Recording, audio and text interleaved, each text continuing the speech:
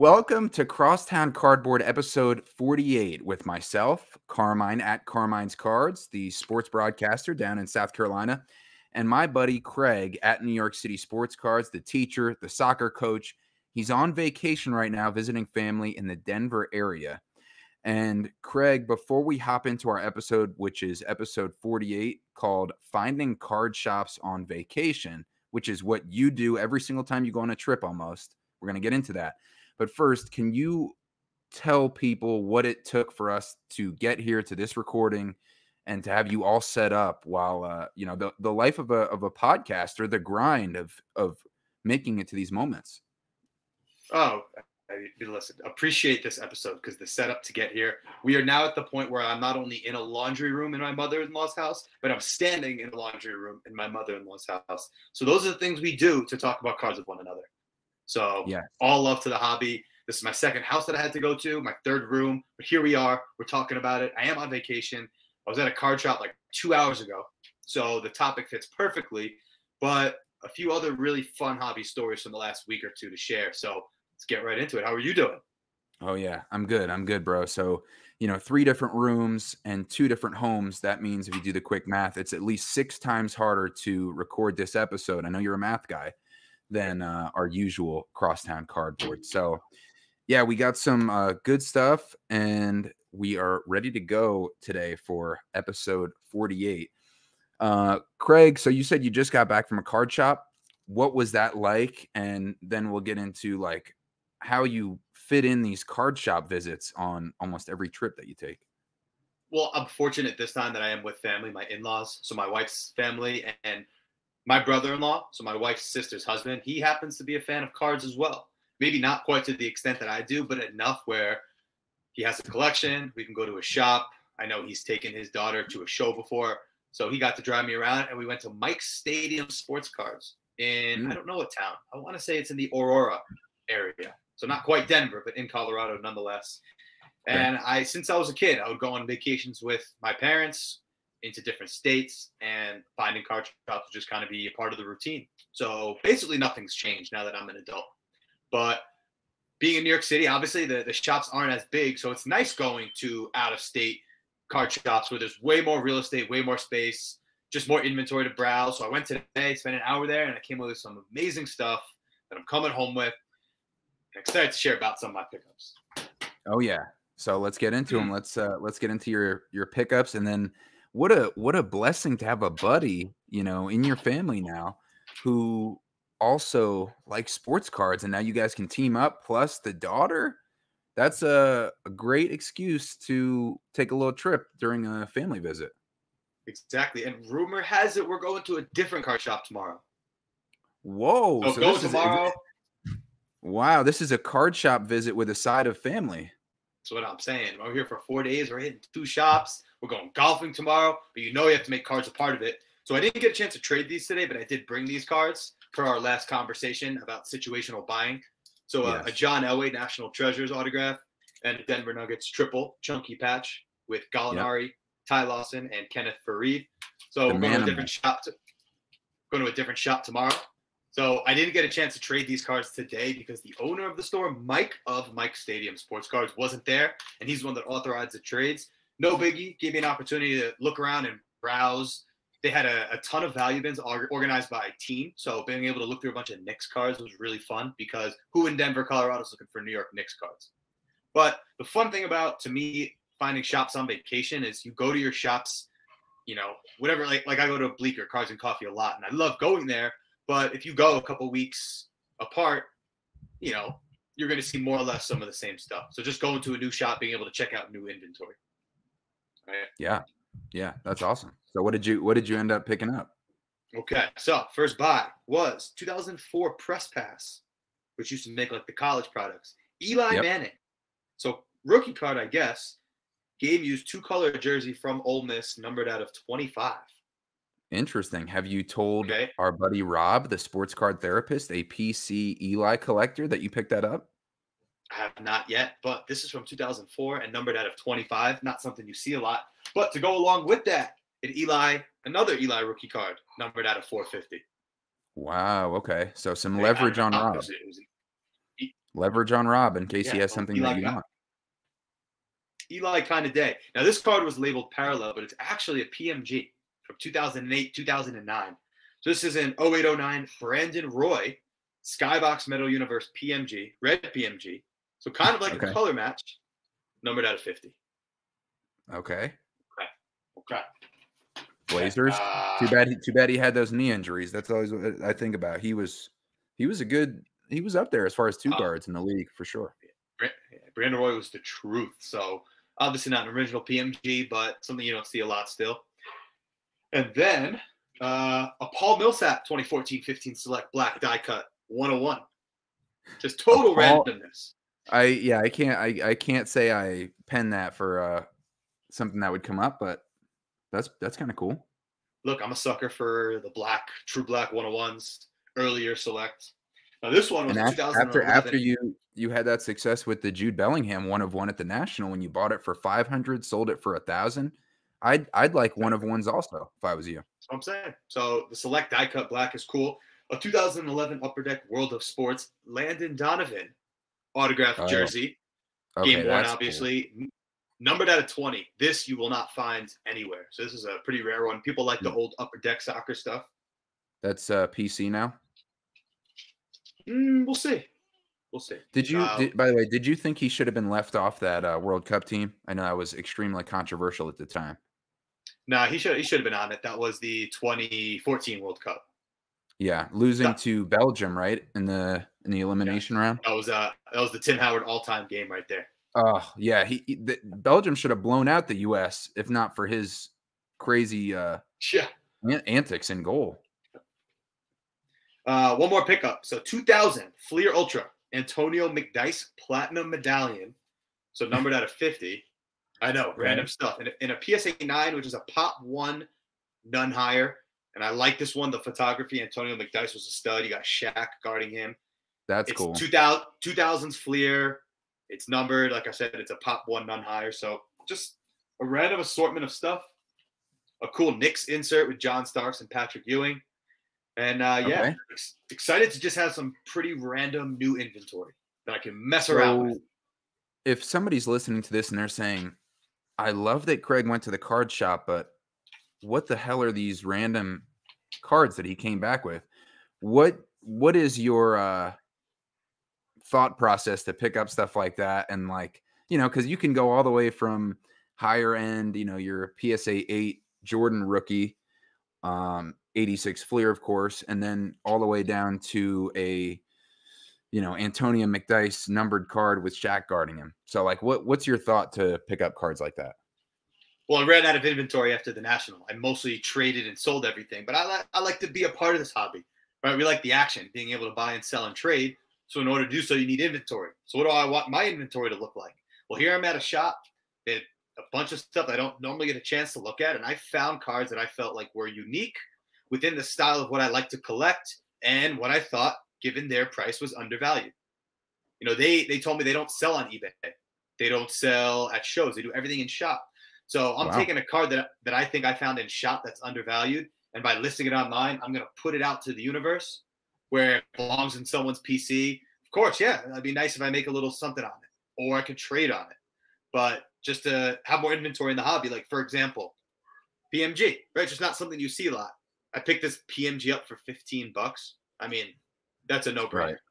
And how many more multipliers of exposure will you get for that Brandon Roy card on eBay rather than in a card shop in Aurora, Colorado that, let alone a Trailblazers fan walking in or a Brandon Roy fan, that many miles away from the West Coast. So, and you've proved that strategy's worked a lot of times too. So, right, like Paul Millsap, he's on the Hawks. I can't imagine there's many Atlanta Hawks collectors in Aurora, Colorado. I throw this on eBay, it might get attracted to someone who really collects Hawks and limited Hawks cards. It easily could, because they might remember, that year when they had 4 All-Stars, they had that great regular season run, and that was a very balanced, good team. Corver, Jeff Teague, Oh yeah, the team won 60 games that year. Yeah, so they could want that to commemorate that season. You never know. That's what I'm saying. And then the last one, there was no soccer singles in there. Very little. So that tells me that their stores, I mean, they said they don't get a lot of demand for soccer. So when I found this Landon Donovan card, I noticed it was out of 20 and from 2011. They're probably not getting the clientele that really knows much about this card. But I'm trusting my instincts, and I know that this is early year Upper Deck Soccer. Landon Donovan, one of the best MLS players ever, a U.S. soccer legend. It's out of 20, so it's something that doesn't show up. So I basically searched around the shop. I looked for unique stuff that I think I could maybe buy at a certain price and flip it for a little something, or trade it, as I am going to a show next week. So just have some fresh inventory. And how much did that run you in total? There was also this one soccer card from 2014 Prism World Cup, Eric Abidal, $15 for a first-year Prism World Cup. I'll take that all day, and I paid $240 for the lot. Okay, seems like some upside there. I certainly think so. That's great to hear. So now, for anybody who's listening who probably is in a similar situation to one of us, or like you're going to visit. It's the in-laws over there, right? Yep. So how do you go about, because this could probably help a lot of husbands going to visit their own families, wives' families, or whatever the case. How do you go about fitting in these card shop visits on vacation? Because I mean, you've done it on your honeymoon, you've done it, on other trips, you've done it here. What's your approach to massage a situation, get that to happen? Yeah, that is a great question. It's definitely circumstantial. Is this the type of vacation where we're going to be doing a lot? Are we going to be going hiking every single day? Is it going to be active? If it is, okay, let's prioritize those things. But today, my wife and her mother were just resting at home at noon. My brother-in-law, his wife was at a birthday party with their daughter. So it was just me and him. We had the free time. So we went out, we went to the shop, and then we went to In-N-Out. It was a beautiful afternoon. Oh, but nice. I would say, good question. I would say try to find something on vacation that just isn't out of the way. Like, we're not going to travel 40 minutes out of the way to go to this shop, but hey, the airport's here, our hotel is here. Look at this shop or look at this thrift store that's somewhere within proximity in the middle. Maybe we could stop on the way back. That would be my approach. Okay, so you're an opportunist, just like you said, an opportunity purchase, but you're an opportunity visitor to search out what time, what zone will allow you to make it easy to go and not interrupt another activity. And then you strike while the iron's hot and you just make it as easy, accessible, and smart as possible to visit these card shops. You basically make it impossible to say no. I mean, let's be honest. They could say no. They could definitely say no. Well, the honeymoon one, when you asked her. Yeah. Now, can you rewind on that one? Well, we were in Hawaii in Hilo, and we happened to walk past the store. So that was not planned. But I know there are shops in Hawaii. So my friend Al, who's a NYC hoops collector, he was recently in Hawaii, and he stopped by a shop in Maui. So that one he planned ahead of time. This was completely spur of the moment. But that's when I had to make sure I got permission from my wife. Like, hey, can we look around a little bit in here? As long as you don't miss your dinner reservation, then staying a little longer at the hobby shop is fair game. And you got 45 minutes, right? Yes. So, yeah, I'm fortunate. I'm fortunate my wife's a trooper. So there's that. Yeah. Wow. Okay. That's great. That's great to hear. And I'm sure there's a lot of hobby dads or husbands out there taking notes to try to follow your lead on, doing this on the trip. But you don't do it every trip. You don't do it when it's inconvenient. Opportunistic. Exactly. And sprinkling, I guess, wife wants to go to the spa, or husband or wife, significant other, whatever, wants to go to the spa, maybe get their nails done, a massage, a little gift, maybe something like, putting all this time into cards. I'm selling, I'm making a little money. Let me show you my appreciation. So what you're saying is you purchase those pampering things sometimes. I mean, it's not like, hey, wife, you should go take yourself to the spa. It's like, you're shelling out to cover this, correct? Not as much as I should. Oh, okay. Let's peel back the layers. No, I'm very fortunate overall that I have a wife who's very understanding of this hobby. So it's another thing for me when I travel. Like, my in-laws know how important this is to me and how passionate I am about this. So as long as I'm not getting away with family plans, like we have dinner tonight at 6, Mountain Time, that is, then works for everyone. Okay, perfect. Perfect. Yeah. Yeah. So we put out the and that's great to hear. Great advice and perspective. So we put out the national vlog part 1, Craig, on our YouTube. And you know, I was taking videos, I was following you around. We got our first meeting in person. You know, we showed off the Wolfpack guys, we went to trade night, we showed off both of our big pickups that we got. And I was editing it, you know, just like reflecting on the situation and, you know, all the videos I took, the interviews, the card cases, which were incredible. Yeah.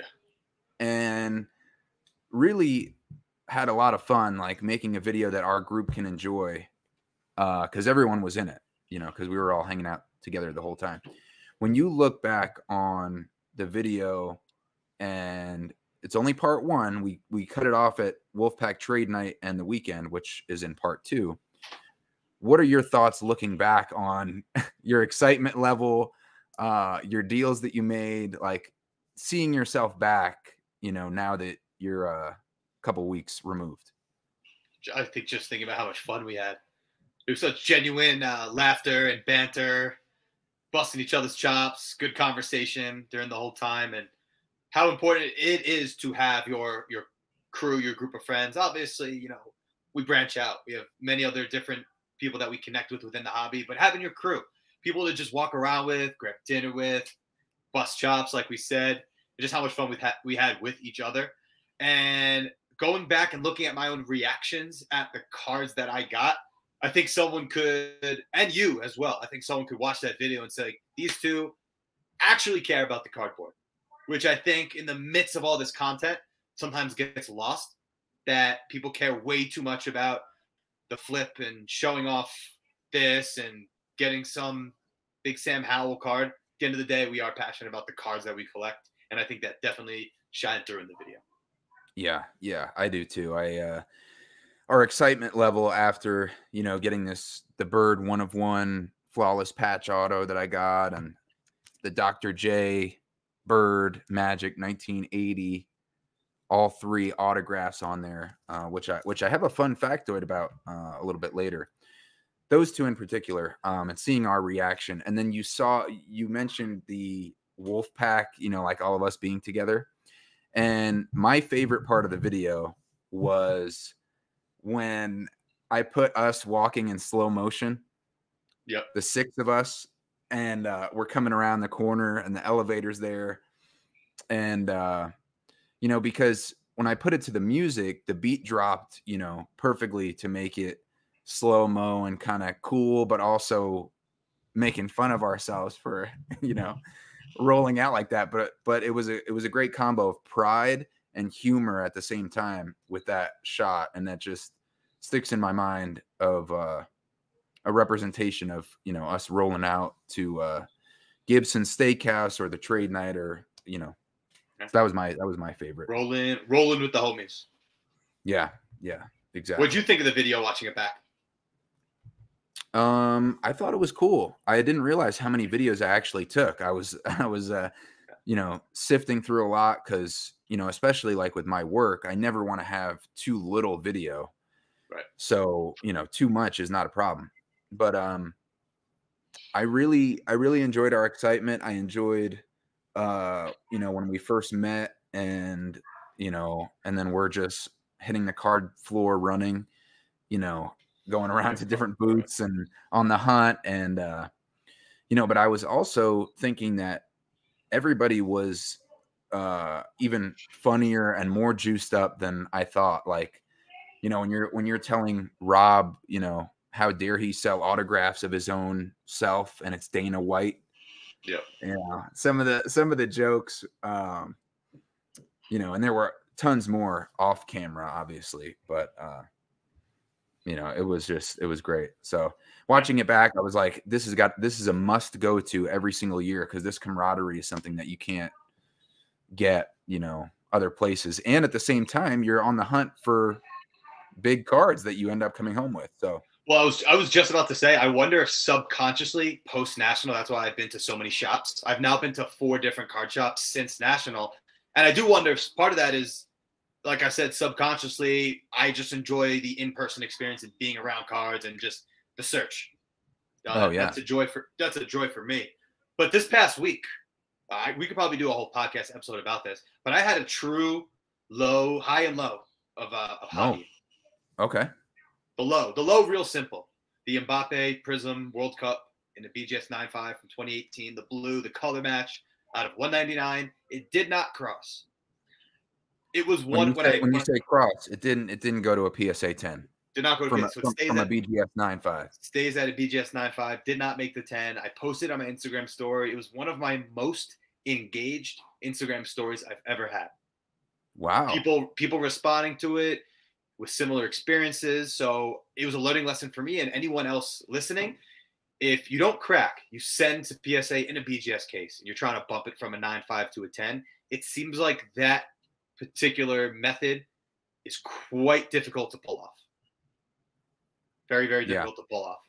So lesson learned. Why is that? Do you know? Is it just like PSA? I mean, if you're a PSA rep and you see somebody from BGS has it at a 9.5 and you see the subgrades there, it's kind of almost possibly hurting your pride to then say this is worth a PSA 10, let alone the factors of, seeing the card and also might not cross over. But I'm saying, like, you have a preconceived rating from the other company.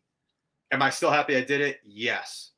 I'm glad I hedged myself and didn't crack it, because if I got a 9, I would have lost a ton of value.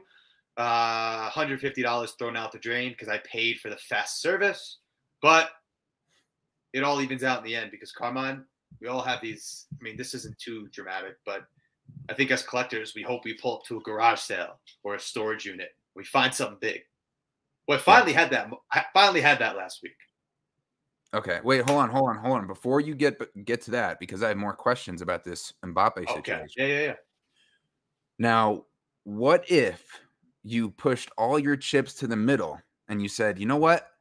Forget these guys who did this to me, and then you crack it, and then you submit it to PSA. I thought about it. I did think about it. I'm not that petty.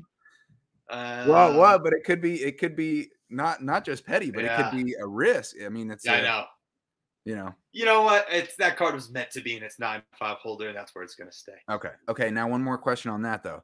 Yep. If you're in the Mbappe situation again with a 9.5, big card, color match, rookie, all that, numbered out of 199, it's a great card, and you haven't submitted it to BGS. Let's rewind in time. Would you now crack it? Or I'm sorry, you haven't submitted it to PSA. If you were going into this situation again, would you now crack it and send it to PSA, or would you do the same thing and leave it in the BGS holder, knowing that could influence its chances of getting a 10, but also getting a 9? What would you do now? Tough question. Definitely depends on what you're into the card at. Like, I know what I was into the 9.5 at. So if at 9, I would have lost value. If at 10, I gained value. I mean, either way, it's PC. If I had to do it again, I don't know. I wouldn't crack it unless. Okay.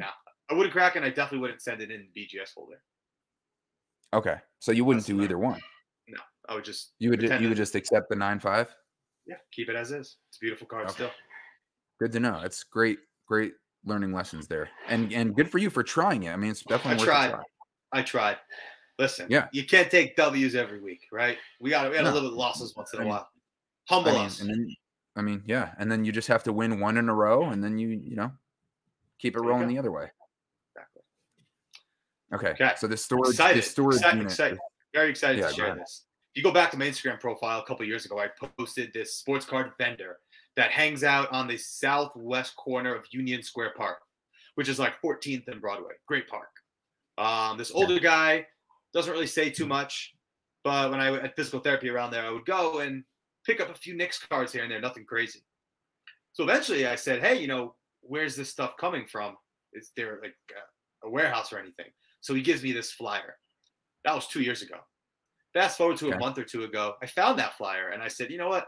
Let me inquire. Let me reach out to the person on this flyer and see what the deal is with this warehouse.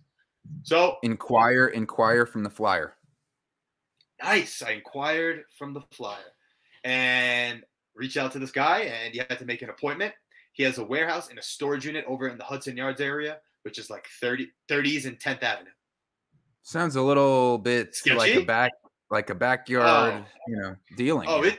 it So seems sketchy. he gave you a flyer to meet him at his storage unit 2 The years guy, earlier, and you just did this now a month or two ago?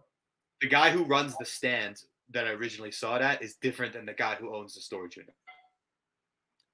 That I think that even what is he, his Doesn't front okay. man? What is he, his front what kind of mob Yeah, dealing is that? okay. Listen, Okay, I'm I sorry. had to Wow, go. I jeez. had to go with no. You're fair, especially like in New York City. You never know what's going on. I did feel a little better when I pulled up and I realized it was at a legitimate storage unit. Anyway, it ended up being a super nice guy Okay. that runs the unit. Mets fan, older guy. He's got like a daughter who goes to school in New York City. And Okay. I'll send you the video, but it was so fun looking around. I ended up spending about $70 there. Some Okay. of that is actually I'm sending you a gift that you're gonna get in the mail. I haven't mailed it yet, but you're gonna get a little something. I got a little something gift Me for personally? you. Yes, well, a little something Oh, small. wow. Thanks, bro. Okay. I got a little gift for Cousin Oz, Michael Jackson related, and then I picked up some cards for about $50. I already Okay. sold 2 of those cards to Rob for $50. So I'm into the last Wow. remaining cards. Wow. The last remaining cards that I'm into, I got for free. Now, I've done my research on this card. I've gotten a lot of feedback. I'm going to get it authenticated. I'm going to send it into PSA, but by all accounts, I think it's legit. And I'm sending you a picture of this card right now. So I'm hoping Oh my gosh. me. What is this? A live reveal? Wow. It is a live reveal. This is Really hope the dramatic. card. This is Um, dramatic. Okay, hold on. okay. Oh, Check. yes, I did see this. This is Okay. awesome. So Okay, it is go ahead and explain it. Yeah. 1962 tops. So this is after Babe Ruth's playing days, but still, it's an old card. We're talking about a card that's over 50 years old. 1962 tops. Babe Ruth, card number 141, autographed by Claire Ruth, aka Babe Ruth's wife, signed perfectly bold, Mrs. Babe Ruth. And let me tell you, you try to find something like this out there, you will not. Babe Ruth's Wow. wife's autograph, a crystal clear signature on a Babe Ruth card. And I really found an incredibly unique, rare item. And I am so excited for the journey that I'm about to go on with this card, as far as getting it authenticated, sending it in for grading, getting it back, Wow. seeing fielding offers for it. And years of collecting. We hope to go to a storage unit or find a collection and find a hidden treasure. And I got what I think is a little bit of a hidden treasure. So Yeah. a Babe Wow, Ruth that is card awesome. signed by Mrs. Babe Ruth. And the signature, I mean, clear, bold. And I'm trying to look up other Mrs. Babe Ruth autos on eBay, and all I There's see a is few. There are a yeah, few, not but many nothing though. like that. Hardly any. I mean, I'm seeing a autographed like 3x5 card. But on Let a me see. Babe Ruth card, Oh, I that's odd. haven't seen What year is that card again? 1962 tops. Oh, that's And awesome. vintage is not something I dabble in, but That card's 60 years old. so cool to come across that. And it's funny, I think after the national, like being in this hobby, what's next? Well, Rob always says participation is required, right? You put Yep. yourself out there, you text the person in the flyer, you go to some sketchy storage unit on a Thursday afternoon, and you never know what you might come across. I don't know So if Rob condones that level of participation, but no, I'm just kidding. No, there wasn't anything yeah. sketchy about it. I'm sure you were Oh no smart. one's. You're savvy. I mean, once you pulled up though, you knew that it was. I mean, I'm sure if it didn't look like you should be pulling up there, you would have gotten out. But Exactly. So, but sometimes I'll tell you what though, putting yourself in a situation that has, I guess, some risk level, but I mean, is that really realistic for somebody to pass you a flyer and abduct you? Maybe 1 in 100 or worse, or even higher odds. I mean, that it almost certainly won't happen. So and I had great banter, great conversation with the guy that owns it, and I will definitely be back. There you go. So good to take those risks sometimes. Not that that was a big one, but put yourself in those situations. And so you're going to submit this to PSA or what with the I'm Mrs. going Babe to Ruth? yeah, luckily I'm going to a show on Friday, the East Coast National in Westchester, and JSA is going to be there. They authenticate autographs. So for, Perfect. I think, $25, I want to say, I'm assuming they do it on site. I hope they do. The first thing I'm going to do is authenticate the autograph. So now I know I have this card and it's real. How I think it will sell best or appearance-wise, I want it in a PSA slab with the auto grade and the card grade. And I've already created my PSA submission. I just have to mail it out. Okay. Yep. Let me ask you this. Why the card grade? Because to be honest, if I was talking about it with you, it's a 61. So it's not like, 62. Or 62, I'm sorry. Yep. So it's not his, it's not like a real identifiable card of his that, Correct. You would want graded. Or is this a PC or are you trying to sell this, first of all? I'm not a Babe Ruth collector, so this is something that I would either sell or hope to trade, maybe for another vintage card that I really want. Okay, because to me, I would be worried about if I was going to do that. I would be worried about grading the card, and I'll live with the itself. PSA. I would want to, and it sounds like Teddy agrees with me based on his response. I mean, let's be honest here, where my dog's at. But I don't know. What's your thought about grading the card itself? I think a low grade, as long as I don't know, authentic's ugly. So I'll take a PSA 1. I don't know. I disagree. On a card like this, I'd rather have a authentic than a 2. You know what I mean? I see. My prediction with that card is card grade of 2, auto grade of 8. And personally, I think that would look super cool on a card. Okay, but we're gonna agree to disagree on this one. Okay, well, I would just get an auto authentic, no card grade, because let me see if I can sway you now, because we didn't plan this, but let's say on my Phil Knight, it's the custom, and well, I got 2 Phil Knights, but one is a custom card with the Jordan 1 sneaker on there, but for the sake of this, yeah, I have a Night duel, and when I look at them, I've been wondering why I've been feeling so groggy, but. So for the purpose of our conversation here, though, talking about the 1986 Fleer, looks like the Jordan rookie, and it's Phil Knight with the autograph. This is an auto authentic. I didn't care that the card's not because it's so unique. I didn't care that the card's not graded. I didn't care that the auto's not graded. The auto looks good to me. And the card, as long as it's authentic, I don't care about the condition of this unique card. You know what I mean? So it takes the risk out of it. Like it's cool enough to where I think the card grade doesn't matter. Like a unique piece like yours. So I would just say, if I was you, and you can refute my point all you want, I'll welcome it. I would just go authentic grade because of the uniqueness of that card and the auto. What's the attraction of the card? Is that card value going to change a lot if you get a PSA 6 or a 2 or an authentic? I don't think so, because it's not an iconic card of the Babe, and you just care that the auto is authentic to me. Yes, there is something to be said for vintage and trimming. So if it's an authentic grade, it's like, well, I don't know what's wrong with the card. At least if I get a numerical grade, but it doesn't really matter if it doesn't. I don't think it really matters if it's trimmed or. I mean, if it comes back in an altered grade, but because it's like, maybe you're right that it would be, looked at like, oh, is it trimming? But it's a Mrs. Babe Ruth auto, yes. To me. Well, I got some time to think about it, and maybe I'll get some feedback.